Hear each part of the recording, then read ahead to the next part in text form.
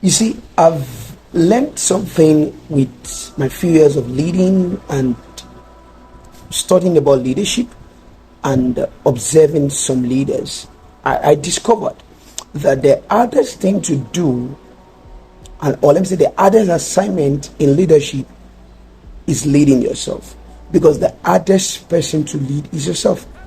We love to talk about leadership, to talk about leading teams, organizations, communities, but most people have never truly led their own emotions, their own mind or habit. You see, here's the truth. If you can't lead yourself, you can't lead another person. So let me tell you a short story. Nelson Mandela became a global symbol of peace. He spent 27 years in prison. Not just locked behind the bars, not just in the prison walls. He learned self-mastery. So he said something. He said, in prison, he realized that freedom is not about politics. It was all about mastering anger, bitterness, and despair. So when you look at the life of David, you observe that David ruled Israel because he learned to rule himself first in the wilderness. So when he got to the cave of Adullam, he could lead the people, not just to fight, but mastering reactions.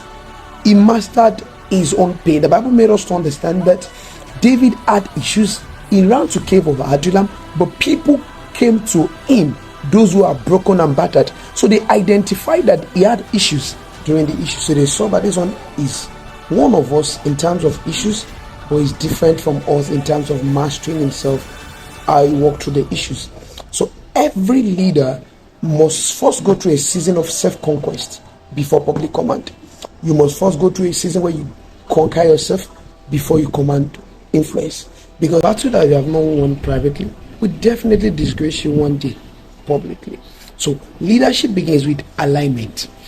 It begins with you bringing your emotions, bringing your habits under order, setting yourself on the rules that guides you to achieve results. You see, you can't build external excellence with internal chaos.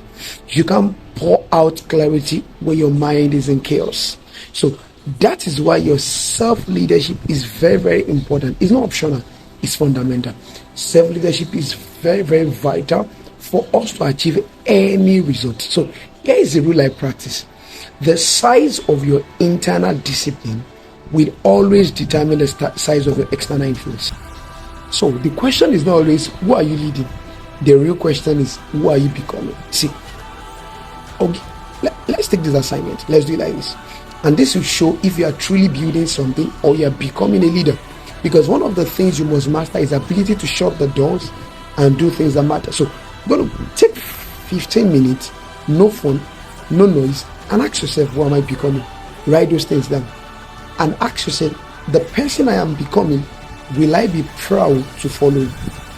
So that's where true leadership begins. It begins from honesty.